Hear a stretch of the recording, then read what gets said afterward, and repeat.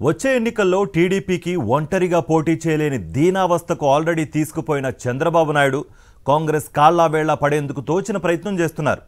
తెలంగాణలో ఇప్పటికే కాంగ్రెస్ కోసం పోటీ నుంచి తప్పుకున్న టీడీపీ తన కోసం ఏపీలో కాంగ్రెస్ అదే చేయాలని కోరుకుంటున్నారు.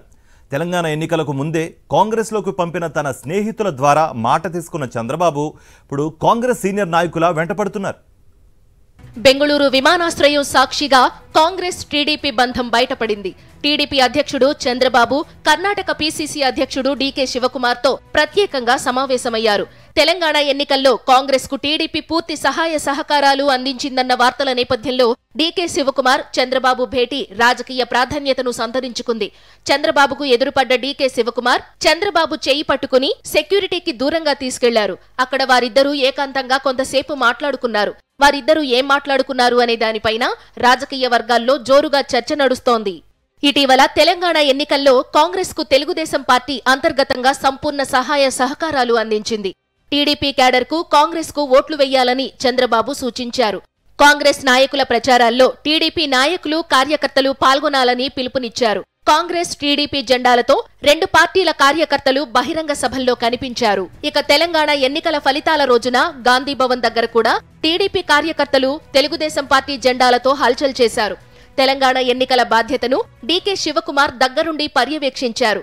ఎన్నికలకు ముందే చంద్రబాబుతో డీకే శివకుమార్ తమకు సహకరించాలని సంప్రదింపులు జరిపినట్లు కూడా ప్రచారం జరిగింది.